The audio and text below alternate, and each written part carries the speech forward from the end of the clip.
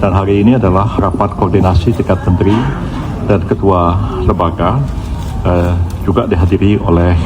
para anggota dan ketua Komite Percepatan Reformasi Kepolisian Negara Republik Indonesia. Dalam pertemuan ini yang dihadiri 17 kementerian, para menteri dan wakil menteri, dan ketua lembaga dan badan, semua hadir, ya, Pak Kapolri juga hadir, TNI juga hadir semua, dan dalam pembicaraan tadi itu sama-sama dibahas tentang pelaksanaan dari ketentuan pasal 28 ayat 3 Undang-Undang Nomor 2 Tahun 2002 tentang Kepolisian Negara Republik Indonesia tentang anggota kepolisian yang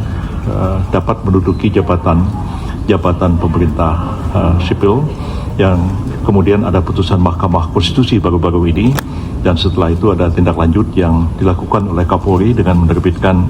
peraturan Kapolri nomor 10 ya Pak ya, tahun 2025, dan kita mencermati juga berbagai pendapat, berbagai masukan, berbagai kritik, saran, masukan, dan bahkan polemik terhadap apa yang terjadi ini, dan kemudian kita menindaklanjutinya dengan pembahasan internal di Komite Percepatan Reformasi Polri, dan hari ini kita menyelenggarakan rapat yang diperluas koordinasi dengan kementerian lembaga yang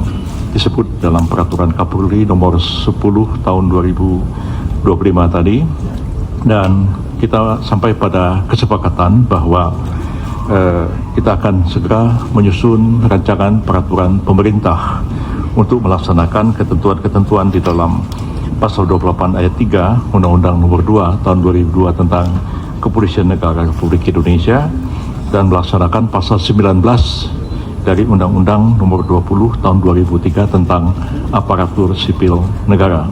Di dalam pasal 19 Undang-Undang ASN itu disebutkan bahwa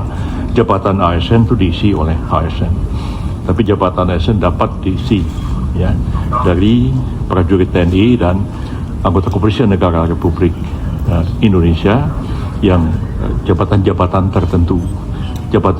tertentu apa saja ya, itu akan diatur dalam bentuk peraturan pemerintah, dan sampai hari ini